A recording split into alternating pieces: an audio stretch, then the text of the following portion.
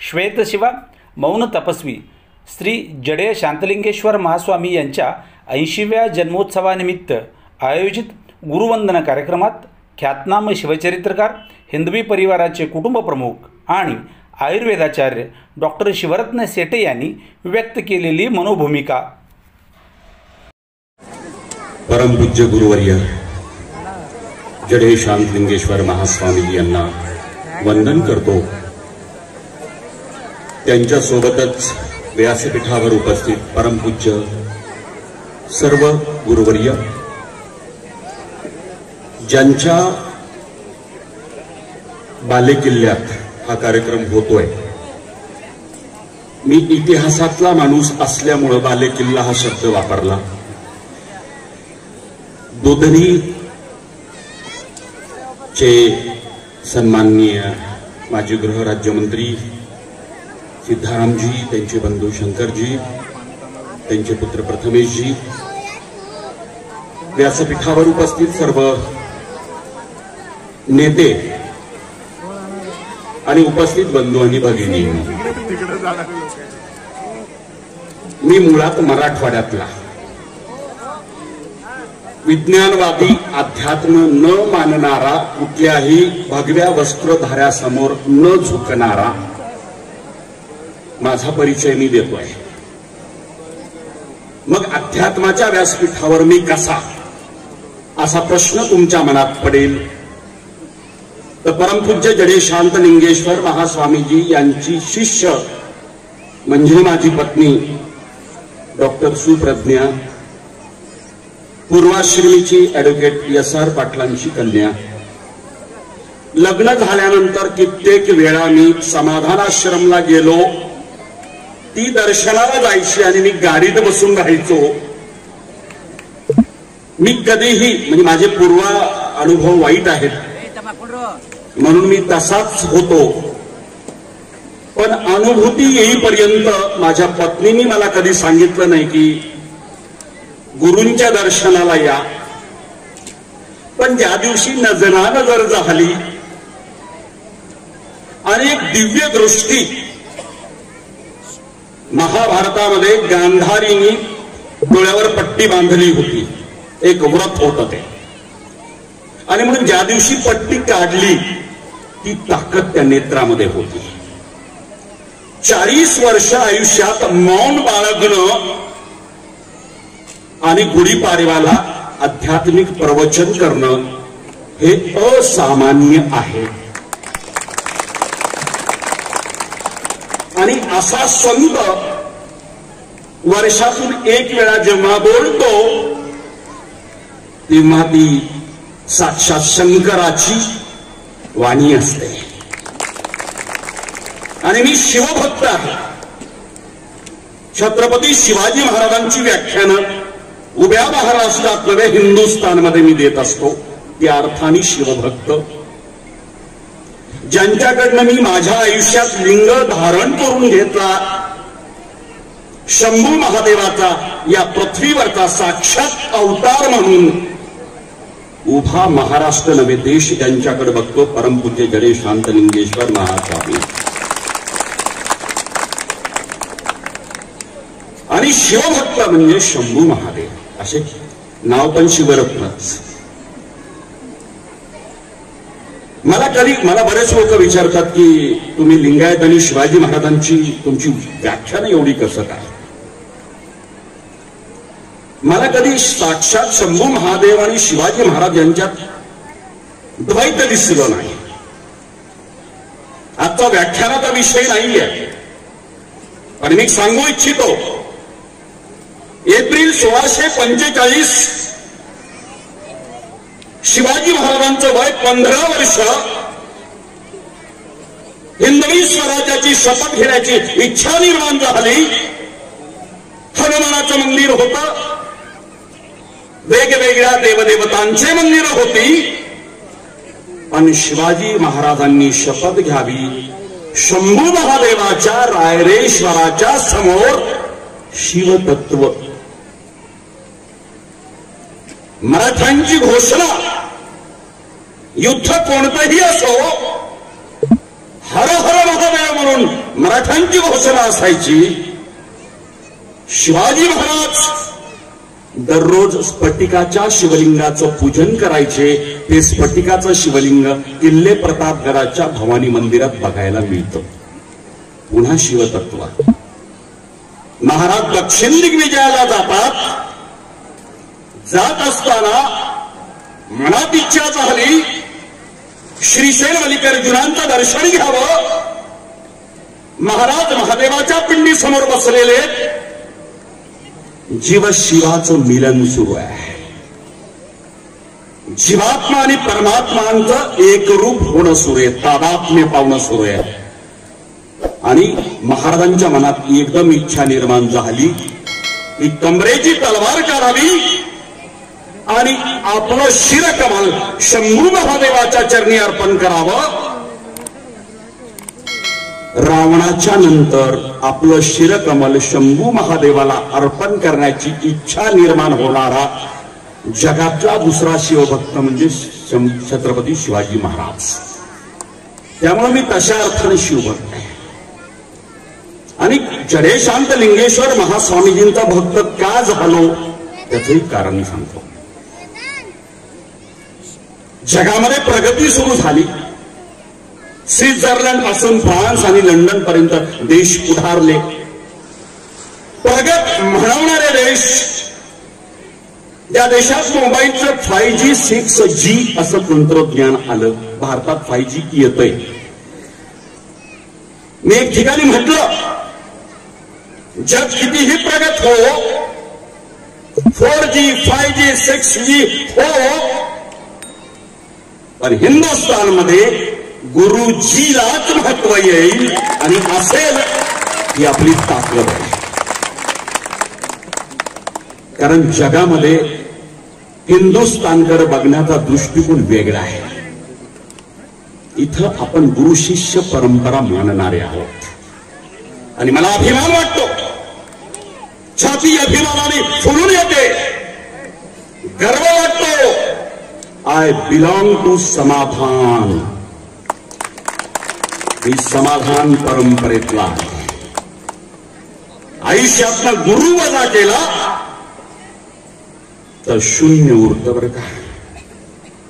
मी MD आहे आयुर्वेदात, इतिहासात MA आहे आणि शिवाजी महाराजांचे गडकोट फिरणारा माणूस आहे. मी आणि पोपटराव पवार पद्मश्री जडेला गेलो होतो स्वामीजींचं दर्शन घ्यायला जंगलात तिकडे कर्नाटकात. मी परमपूज्य स्वामीजींना का मानतो एक 2-3 सिद्धांत सांगणार आहे. का व्हाय माता आणि माती वरकरणी काना आणि वेलांटीचा फरक आहे. त्यात सत्पुरुषाला मी मानतो जो माता आणि मातीवर प्रेम करतो. जडेशांत लिंगेश्वर महास्वामीजींचं वैशिष्ट्य मला असं वाटलं, मला ज्यांनी पहिल्यांदा नाव विचारलं किंवा कोणालाही ते विचारतात तुझं नाव काय, आपण रोजच्या प्रमाणे सांगतो शिवरत्न सदाशिवप्पा शेटे. नाही म्हणे, आईचं नाव. आणि मग मी माझी चूक सुधारली. शिवरत्न मंगला सदाशिवप्पा शेटे. जो महापुरुष आपल्या आईचं नाव घ्यायला लावतो तो श्रेष्ठ असतो. ज्याचं मातेवरती प्रेम असतं तो श्रेष्ठ असतो, तो सद्गुरू असतो. तो केवळ गुरु नसतो, तो सद्गुरू असतो. आणि मातीवरचं प्रेम मी पोपटराव पवारांना सांगितलं की नावाच्या अगोदर आपल्या गावाचं नाव लावणारा पहिला संत माझ्या आयुष्यात बघितला. जडे गावाचं नाव आहे. आपल्या नावाच्या अगोदर गावाचं नाव. अरे केवढं प्रेम त्या गावावरती असलं पाहिजे. प्रेम मातीवरती असलं पाहिजे. प्रेम आपल्या भाषेवरती असलं पाहिजे. प्रेम आपल्या संस्कृतीवरती असलं पाहिजे. तो सद्गुरू असतो. आणि म्हणून जडेय शांत लिंगेश्वर आपल्या नावाच्या अगोदर आपल्या गावाला प्राधान्य देणारा एक संत म्हणून मी त्यांना मानतो. हे असंच नाही होतो. माझ्या शेजारी बसलेले आहेत आमच्या भगिनी, डॉक्टर सौभाग्यवती दामा, दोघेही नवरा बायको MBBS, MS आणि MD. यांची एक घटना झाली. हे पण MBBS असल्यामुळे फार विज्ञानाला अध्यात्माला न मानणारे त्या काळात आमच्यासारखेच.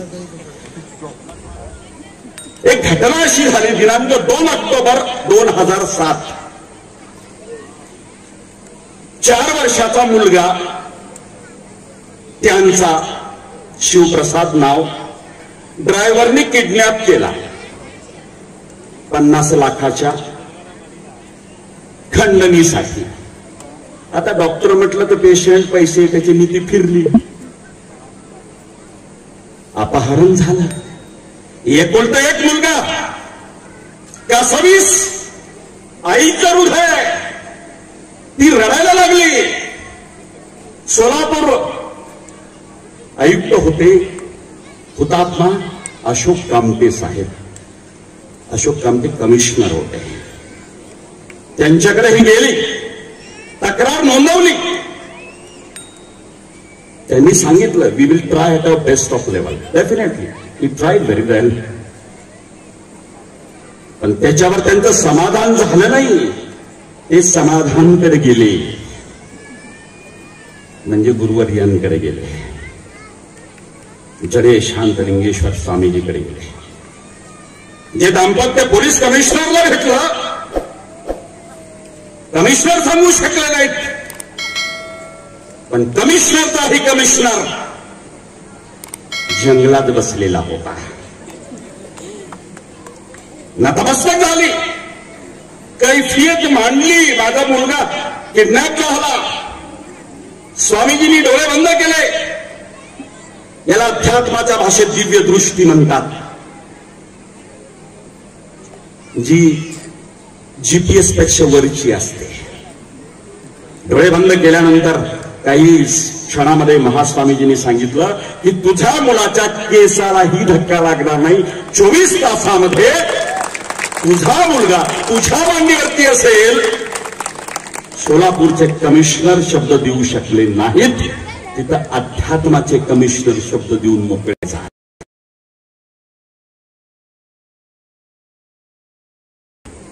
त्यांनी किडनॅप केलं होतं, रिव्हॉल्व्हर वगैरे, आणि ऍक्सिडेंट झाला गाडीचा. सगळे इंज्युअर्ड झाले. इंडीच्या जवळ जखमी झाले. मुलगा काचेतनं अलगद बाहेर पडला. 24 तासात पुन्हा त्या माऊलीच्या मांडीवरती होता. अशोक कामते साहेबांना आश्चर्य वाटलं. काही दिवसानंतर त्या शिवप्रसादची मानसिकता नॉर्मल झाल्यानंतर त्याला इतिवृत्तांत विचारला तर तो 4 वर्षाचा बालक आणि ज्या ड्रायव्हरने त्या मुलाला किडनॅप केलं होतं तो ड्रायव्हर पोलीस कमिशनर समोर बोलला की ज्या वेळेस मी गाडी वळवण्याचा प्रयत्न केला त्यावेळेस समोर रस्त्यावरची जडे शांतलिंगेश्वर महास्वामीजी दिसले. आणि त्या मुलाला विचारला तुला काय आठवतंय सांग. आणि तो सांगत होता ड्रायव्हर काका जोरात गाडी पळवत होते. बाजूच्या सीटवरती मी बसलो होतो आणि अचानक महाभारतातल्या कुरुक्षेत्रावरती महाविराट स्वरूपामध्ये जैसा श्रीकृष्ण दिसावा तैसे महास्वामीजी रस्त्यावरती असे आडवे करून दिसले. करकचून ब्रेक दाबला गेला आणि मला त्यांनी झेललं. हा तो 4 वर्षाचा मुलगा सांगतो. अशा अनुभूती प्रत्येकाच्या आयुष्यात, माझ्याही आयुष्यात तशाच अनुभूती आहे. पण आज वेळ नाही. मी घड्याळाकडे बघत मला त्याचं गांभीर्य आहे. कुठं किती वेळ बोलावं. मी वक्ताय. माझ्या आयुष्यातले अनुभव आहेत. मराठवाड्यातनं मी सोलापुरात स्थायिक व्हावं त्यांच्या आज्ञेखातर. गुरु बोलल्यानंतर उडी मारायची का मारायची विचारायचं नाही, कधीच नाही विचारायचं. नो क्रॉस क्वेश्चन टू गुरु. एक लक्षात ठेवा, आयुष्यामध्ये गुरुवर्य विचार करून काहीतरी बोलत असतात. मी एक उदाहरण सांगेन. महास्वामीजींचे शिष्य केवळ दुधनी आणि महाराष्ट्रात नाही आहेत, आंध्र कर्नाटकात नाही आहेत, केवळ लिंगायत नाही आहेत. पोपटराव पवार, पद्मश्री पोपटराव पवारांसारखा मराठा असंख्य आहेत. त्यांनी पोपटरावांनी त्यांच्या गावात बोलवलं होतं स्वामीजींना. इथपासून ते पोपटरावांच्या हिवरे बाजारपर्यंत ठिकठिकाणी सन्मान. मी एक उदाहरण सांगेल की स्वामीजी अमेरिकेत गेले होते, शिकागोला. 1893 स्वामी विवेकानंद गेले आणि जगाला जिंकावं असं त्यांनी भाषण केलं. जग जिंकलं. योगायोग बघा, महास्वामीजी अमेरिकेमध्ये त्याच शिकागोला जिथं स्वामी विवेकानंद गेले होते तिथं गेले. ते अमेरिकेतली माणसं स्वामीजींच्या नतमस्तक झाली आणि जात असताना एक वस्तू मागितली. ती वस्तू होती पादुका, कन्नडमध्ये हावगी म्हणतात. आणि शिकागोच्या त्या समारंभामध्ये फॉरेनरने मागितलं की तुमच्या पादुका इथे आम्हाला ठेवायच्या. अरे जे परदेशी लोकांना कळतं ते तुमच्या आमच्या सारख्या पामराला कळत नाही. आपण करंटे आहोत, आपण करंटे आहोत. मी नेहमी म्हणत असतो, लोखंडाला जर, पौराणिक कथा आहे की लोखंडाला परीस नावाच्या दगडाचा स्पर्श होतो. परिसाचा स्पर्श झाला, लोखंडाचं रूपांतरण सोन्यात होतं. पण तो परीस तुमच्यापासून दूर गेला, तो सोन्याचं रूपांतरण परत लोखंडात होत असतं. एक लक्षात घ्या, मी स्वामीजींना का मानतो त्यामागची काही तत्व आहेत. इथं येडियुरप्पा नाही अजून कुणी जरी आले ना आणि त्यांच्या मनात नसेल जायचं, जात नाही. संत आहेत, कफन खरफन मौला फकीर, त्यांना काय करायचं पण मिनिस्टर आणि कोण आमदार आणि कोण खासदार. अध्यात्मातले बादशाह आहेत ते. संतांना कुठला VIP नसतो. त्यांच्या मनात नसेल तर कुठंच जात नाही. तुमचं पद त्याला घेणं देणं नाहीये संतांना. पण हा संत भक्तीची उंची मोजणारा संत आहे म्हणून मी त्यांना मानतो. एखाद्या श्रीमंताने आमंत्रण द्यावं, त्याच्याकडे किती संपत्ती याची मोजदात नाहीये. 10 बोटात 10 अंगठ्यात याच्याशी घेणं नाहीये. आणि एखाद्या झोपडीतल्या सामान्य भक्तांनी बोलवावं, हा संत झोपडीत जातो. म्हणून दुधनी परिसरात लमान बंजारा सारख्या झोपडीतही हा संत गेलेला आहे. ही वस्तुस्थिती आहे. जातीपाती पलीकडे माणसाच्या भक्तीची उंची मोजणारा संत म्हणून मी त्यांना मानतो. आणि संत षड्रिपू मुक्त असला पाहिजे. काम, क्रोध, मोह, मद आणि मत्सर याच्यापासून मुक्त असला पाहिजे. खऱ्या अर्थानं षड्रिपू मुक्त म्हणजे 6 शत्रू असतात माणसाचे, काम, क्रोध आदी, त्याच्यापासून मुक्त असतो, त्याला संत म्हणतात. आणि ही व्याख्या फक्त जडे शांत लिंगेश्वर महास्वामीजींच्या प्रती मला अनुभवायला मिळाली म्हणून मी त्यांना मानतो. कुठला मोह नाहीये. कोणाकडे यायचं असेल तर मला, अहो मी मराठवाड्यातले काही महाराज बघितले म्हणून महाराज या सगळ्या जातीवरचाच विश्वास उडाला होता. कोणाच्या लग्नात यायचे तर अंगठी दे मग येतो लग्नात. मी पायाही पडत नव्हतो महाराज लोकांच्या. एवढा कठोर बनलो होतो मी. म्हटलं जरा सब छूट आहे. पण अनेक दशकानंतर मला ही अनुभूती इथं मिळाली म्हणून मी इथं नतमस्तक झालो. इथे विरक्ती आहे, त्याग आहे, श्वेत वस्त्रधारी आहे, मोह नाही, माया नाही आहे. भक्तीचं मोजमाप करणारा संत आहे म्हणून ते मोठे पडे त्यांच्यामध्ये. एक विचार करा, एका मराठवाड्यातल्या गावातली सत्यकथा आहे. परळी वैजनाथ, मी जिथं शिकलो, जिल्हा बीड.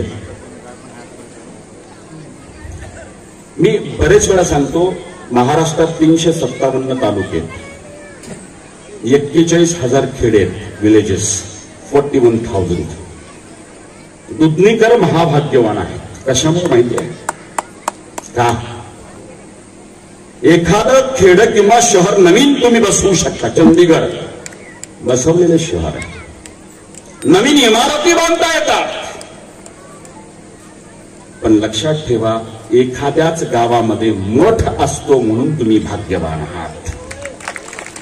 मठ निर्माण करता येत नाही, ती परंपरा असते. आणि विरक्त मठाची परंपरा, दुधणीची परंपरा. खरं सांगू, एखाद्या मोठ्या शहरामधून एखादं कोर्ट दुसऱ्या शहरात स्थानांतरित होतं. न्यायालय पंढरपुरात गेलं, महत्व कमी होतं सोलापूरचं. एखादा उद्योगधंदा, इंडस्ट्री एखाद्या शहरामधून गेली, बेरोजगारी वाढते, चुली बंद पडतात. एखाद्या शहरामधून एखादं मोठं सरकारी कार्यालय गेलं, जसं आरबीआयची महत्वाची ब्रांच मुंबईमधून गुजरातला गेली, मुंबईचं महत्व कमी होतं. खरं सांगू, ज्या शहरातून संत निघून जातं त्या शहराची रया राहत नाही. रया हा शब्द मराठीतला तुम्ही बघा, रया जाणे, कळा जाणे. आणि म्हणून संत असेपर्यंत त्या ठिकाणी वाळवंटाचं हिरवगार खऱ्या अर्थानं एक नंदनवन असतं. आणि संत निघून गेल्यानंतर त्या शहराची रया जाते. जडे शांतलिंगेश्वर महास्वामीजींच्या बाबतीत एवढंच म्हणेल की माफ करण्याची क्षमाशील वृत्ती असणारा संत आहे. अहो, तुम्ही आम्ही सामान्य माणसं आहेत, एकमेकांचं मनात घेतो, उभ्या आयुष्यामध्ये दुश्मने बाळगतो. जडे शांतलिंगेश्वर स्वामीजी संत त्यांनाच म्हणतात ज्यांना माफ करता येतं, क्षमाशीलता त्यांच्याकडे असली पाहिजे. आणि म्हणून जडे शांतलिंगेश्वर महास्वामीजी मला खरंच मोठे वाटतात. क्षमाशील संत हा आईप्रमाणे असतो. आई आपल्या मुलाला ज्या पद्धतीनं प्रेम करते तेवढं प्रेम करत राहणं एवढंच तत्वामध्ये असतं. आणि मला असं वाटतं की पुन्हा कधीतरी येईल, वेगळ्या विषयावरती बोलेल. जाता जाता मी एवढं सांगेल की संतांचा स्पर्श आयुष्यामध्ये परिसासारखा असतो. संत असेपर्यंत आपलं सोनं असतं. आणि त्यामुळं आपण या परिसाला आयुष्यामध्ये सोडायचं नाही. एवढं तत्व आपण जोपासावं. कारण संताच्या चरणी जे वेव्ज असतात ना, मी नतमस्तक होताना मी उत्तर भारतीय स्टाईलनी कधी दर्शन घेत नाही, असं कधीच करत नाही. मी आपल्या भुवयाच्या मध्यभागी आज्ञाचक्र असतं योगामध्ये. हे आज्ञाचक्र स्वामीजींच्या अंगुष्ठावरती ठेवून दर्शन घेत असतं. त्याचं कारण आहे विज्ञानामध्ये. संतांच्या अंगुष्ठामधून म्हणजे पायाच्या अंगठ्यातून त्यांच्या तपश्चर्येमुळे निर्माण झालेले वेव्ज बाहेर पडत असतात. मोबाईल चार्जिंग करण्यासाठी सुद्धा चार्जर लागतो. आपल्या आयुष्यामध्ये आपण डिस्चार्ज होत असतो, ते चार्जिंग करण्यासाठी संतांचं दर्शन घ्यावं. निर्जीव मोबाईलला पण रोज चार्ज करतो आपण. इथं चार्जिंग म्हणजे डायरेक्ट त्यांचे अंगठे तुमच्या कपाळाला लावावेत, तुमच्या आयुष्याचं चार्जिंग होतं. आणि मी मात्र भाग्यवान आहे. कोणेकेकाळी संत, अध्यात्म न मानणारा, विज्ञानवादी, अनुभूती भरपूर आहे. माझी दुसरी मुलगी अबॉर्ट करा असं सांगितलं होतं. विज्ञान पुण्यात गेलो. दुसऱ्या मुलीचं नाव हिंदवी आहे.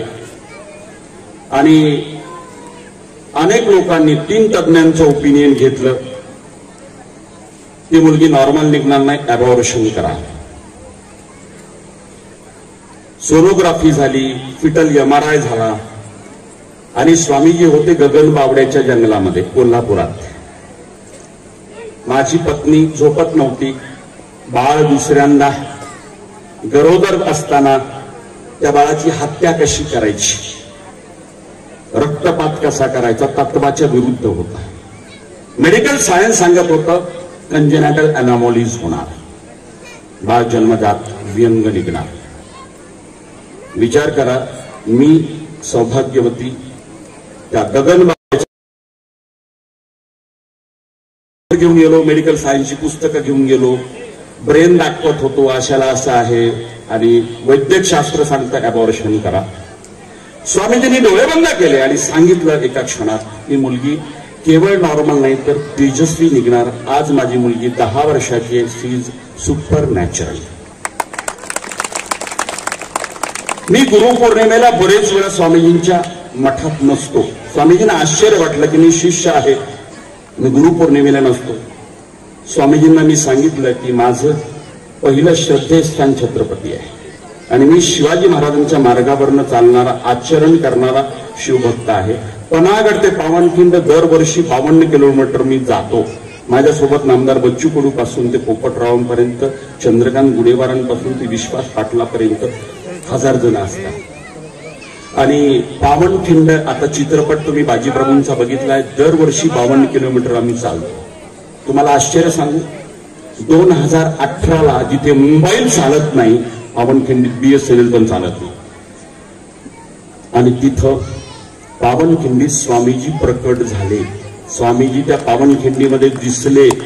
मी चिमटा घेऊन बघितला स्वतःला, स्वामीजी इथं कसं काय? तर स्वामीजी एका भक्ताच्या भक्तीचं मोजमाप करण्यासाठी तिथं पावनखिंडीमध्ये प्रकटले.